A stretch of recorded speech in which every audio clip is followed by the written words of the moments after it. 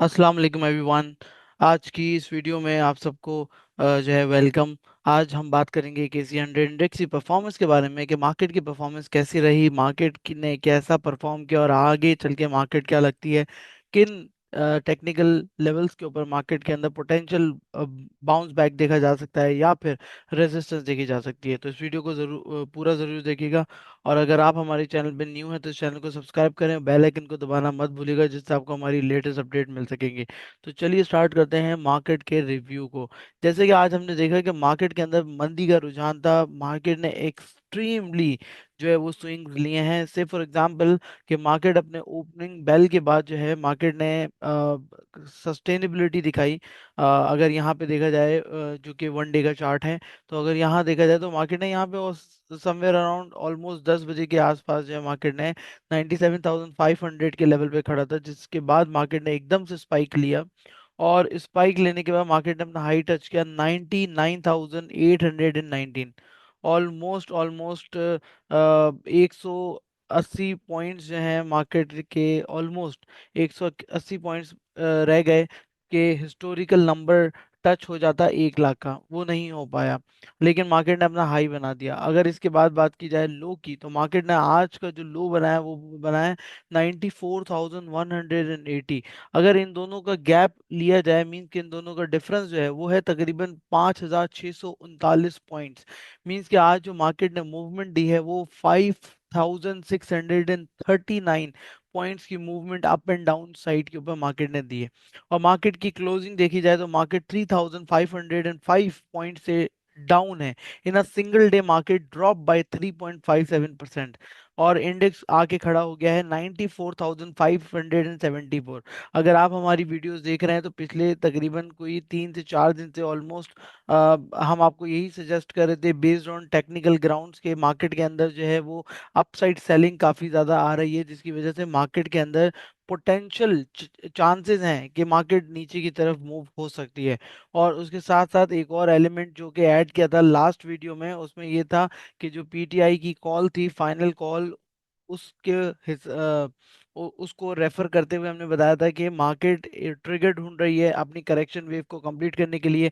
और वो आज ट्रिगर मिल गया जब प्रोटेस्टर जो हैं वो ऑलमोस्ट इस्लामाबाद में एंटर हो गए और डी चौक जो है जहाँ पे उन्होंने इरादा किया था कि वहां जाके एहतजाज रिकॉर्ड करेंगे, जब वहां पे उस एरिया के अंदर एंटर होना स्टार्ट हुए तो एक पॉलिटिकल कियोस्क बहुत हाई लेवल पे चला गया, जिसकी वजह से जो है मार्केट के अंदर जो इन्वेस्टर हैं उन्होंने प्लान किया कि नहीं, अभी साइड लाइन होना ज़्यादा बेहतर है, सेल करके साइड पे खामोशी से बैठ जाना रादर देन कि रिस्क लेना इस अनसर्टेनिटी के माहौल में। तो इसलिए अगर वॉल्यूम देखा जाए तो वॉल्यूम भी काफ़ी तगड़ा है। वॉल्यूम तकरीबन 517.935 मिलियन शेयर सिर्फ और सिर्फ KC 100 इंडेक्स में ट्रेड हुए हैं। अगर ऑल शेयर मार्केट की बात की जाए तो टोटल 1.113 बिलियन शेयर्स का काम हुआ है, which is very good number in terms of activity. अगर यही वॉल्यूम्स हमारी मार्केट में रेगुलर बेसिस पे लगे तो क्या ही बात है, बट इतने ज़्यादा लगते नहीं हैं।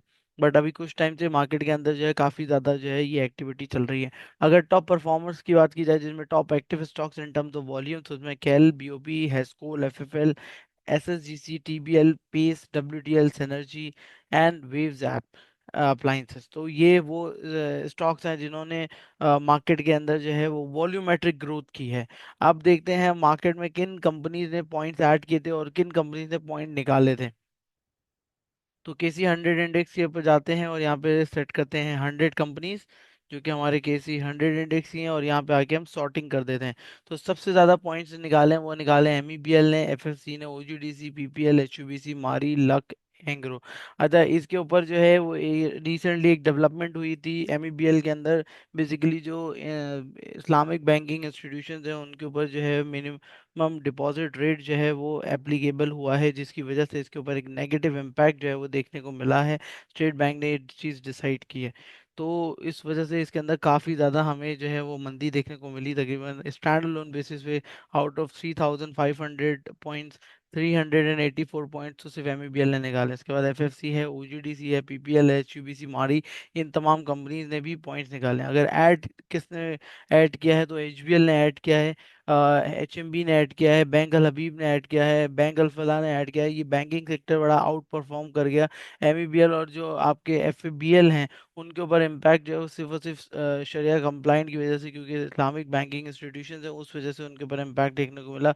बाकी जो अदर बैंक है वो काफ़ी बेहतर परफॉर्म कर गए आज की इस डल मार्केट में भी।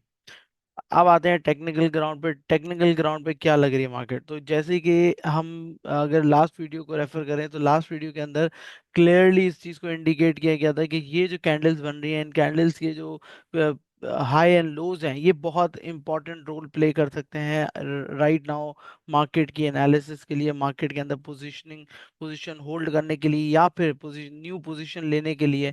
ये बहुत इंपॉर्टेंट रोल प्ले कर सकते हैं। अब जैसे कि यहाँ पे हम देख सकते हैं कि मार्केट ने जो है वो करेक्शन लेना स्टार्ट की, बहुत ही स्टीप करेक्शन आई है, मीन जिसको हम कहते हैं नोज डाइव, कि मार्केट एकदम से गिर गई है। मार्केट जो है बहुत तेजी, अगर ये करेक्शन जो है वो ग्रेजुअल बेसिस पे आती तो ये काफी ज्यादा हेल्दी होती, बट ये एकदम से मार्केट को नीचे की तरफ मारा है, तो माइट भी पॉसिबल कल इसमें पुल बैक आएगा। इंडेक्स के अंदर इंडेक्स 96,000 के आसपास जाता हुआ दिख सकता है, पॉसिबल चांसेस हैं।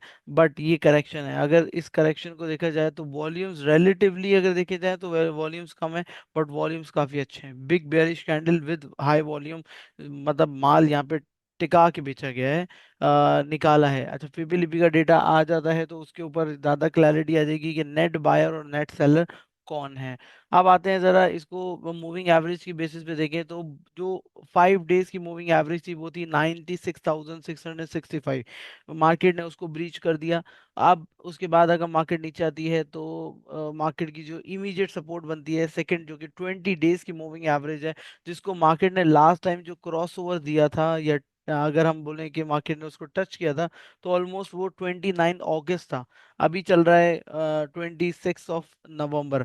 तो उसके बाद से मार्केट ने, आप यहाँ देख सकते हैं कि अपनी इस 20 डेज की मूविंग एवरेज को रीटेस्ट नहीं किया। तो अब वो टाइम आ चुका है जहाँ पे इंडेक्स जो है वो 93,777 के लेवल को रीटेस्ट कर सकता है। अब क्योंकि ये प्रेशर रहेगा, पॉलिटिकल क्योस भी बरकरार है, अब देखते हैं आगे चल के क्या सिनेरियो बनता है पॉलिटिकल लेवल के ऊपर।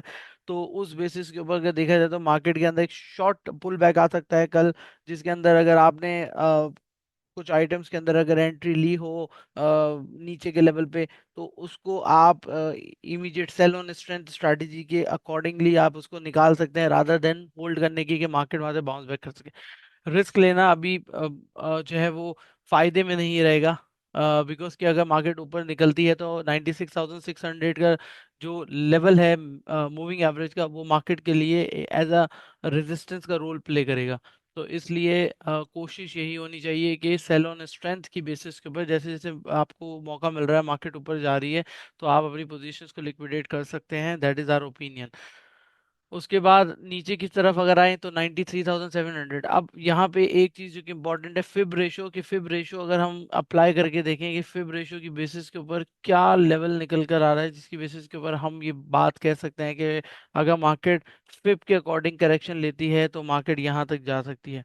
तो यहाँ पे लगाते हैं फिब रेशो और इसको थोड़ा सा एडजस्ट करते हैं, बिकॉज कि ये काफ़ी ज़्यादा जो है कलर हुए हुए हैं। इसको एक कलर कर देते हैं, एक्सटेंडेड लाइंस कर लेते हैं राइट साइड पे, और एक कलर इसको दे देते हैं, और इसका बैकग्राउंड जो है वो क्लियर कर देते हैं ताकि हम आराम से देख सकें। दूसरी चीज़, जो लेवल्स हैं उनको थोड़ा सा सेट कर लेते हैं, मिडल और राइट साइड के ऊपर कर देते हैं। ओके। तो नाउ, और इसको थोड़ा सा फॉन्ट साइज को बड़ा कर देते हैं, तो now this is fine. Now we can see कि अगर मार्केट जो है वो नीचे जाती है, करेक्शन फेज के अंदर रहती है मार्केट, और ये जो पॉलिटिकल क्योस का ये सेटल नहीं हो पाता है 1 वीक 2 वीक के अंदर, तो डेफिनेटली डेफिनेटली मार्केट जो है वो 90,129 के लेवल तक जा सकती है, which is a first support area. 23.6% की रिट्रेसमेंट मार्केट को ऑन गोइंग बेसिस पे मिल सकती है। बट अगर मार्केट उस लेवल को भी ब्रेक कर सकती है, देन नेक्स्ट जो सपोर्ट होगी दैट विल बी अराउंड 84,134। अब ये जो सपोर्ट एरिया है ये मार्केट का डिफर करता है बेसिकली, क्योंकि मैंने जो लो स्विंग रखा है वो रखा है ऑलमोस्ट 27 दिसंबर 2023 का। अगर मैं इस लो स्विंग को हटा के ये लो स्विंग रख लूँ जो कि है 19 फैब 2024 का, तो यहाँ पे लेवल स्लाइटली चेंज हो जाएंगे, बट मोर और लेस सेम ही रहेंगे, बट स्लाइटली चेंज हो जाएंगे।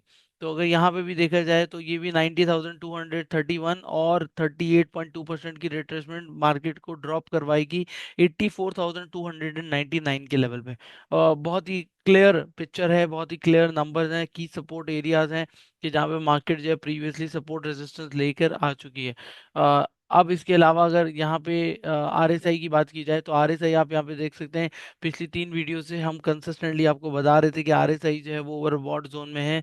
एनी टाइम मार्केट के अंदर ड्रॉप आएगा और उसकी बेसिस पे आरएसआई जो है वो भी ड्रॉप होगी, क्योंकि वो आरएसआई इज इंडिकेटिव इंडिकेटर, कि वो इंडिकेट कर रहा था कि भाई यहाँ से कभी भी मार्केट के अंदर ड्रॉप आ सकता है। खैर वो ड्रॉप आया, काफी स्टीप डाउन हमें डाउन साइड हमें देखने को मिली।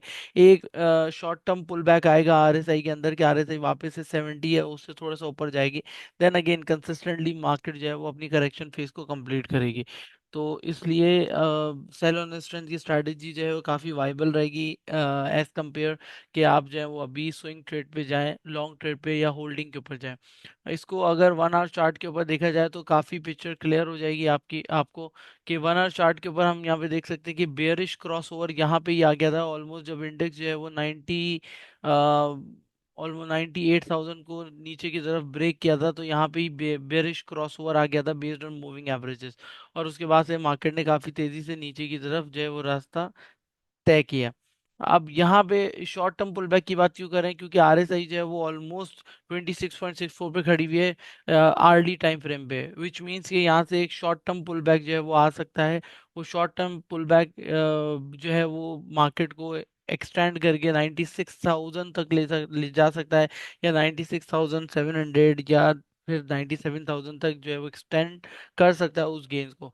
बट मार्केट के अंदर अगेन करेक्शन वेव कंप्लीट होनी चाहिए, एटलीस्ट 23.6% की रिट्रेसमेंट होनी चाहिए, ताकि मार्केट जो है वो एक अच्छा रीबाउंड कर सके, एक हेल्दी रैली फर्दर बना सके। So hopefully you like this video. अगर आपको पसंद आई हो तो कमेंट में ज़रूर बताइएगा। Thank you so much for watching this entire video.